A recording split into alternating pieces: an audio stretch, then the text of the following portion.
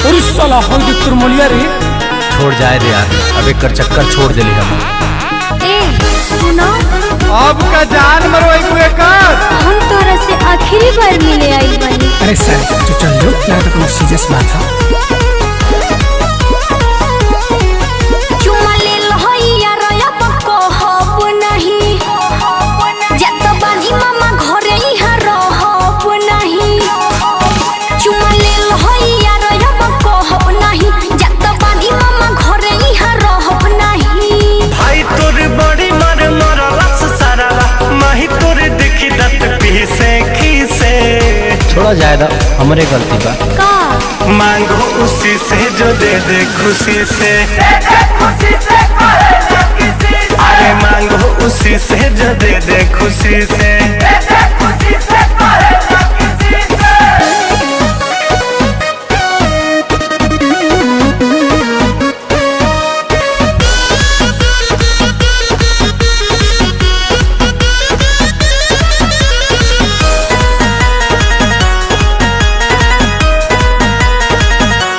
तुमसे चली नहीं यारी, मैटर साफ करहो। जवन भइल रहे गलती रो माफ करहो। तुमसे चली नहीं यारी, मैटर साफ करहो। जवन भइल रहे गलती रो माफ करहो। गौवा में लिखले जतिया रे, इहे बात मन में टीसे टीसे। कहीं मुंह दिखावे लायक ना रहे, अब बुझा गई। मांगो उसी से जो दे दे खुशी से।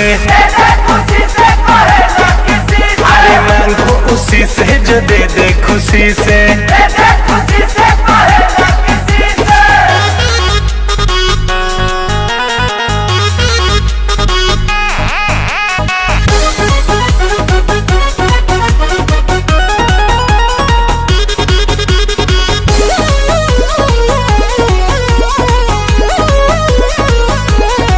मन रखानी के चलते देहिया भइल पियर हो।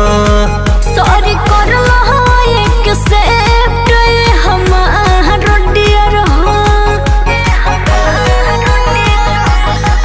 मन रखानी के चलते देहिया भइल पियर हो। सॉरी कर एक सेफ्ट रितेश डियर हो। कहे अभिषेक भोजपुरिया हो, मिली हो ना अब पराजी से किसी से। मुंह जरल बा, फूक के पियब। अरे रे रे रे मांगो उसी से जो दे दे खुशी से। मांगो उसी से जो दे दे खुशी से।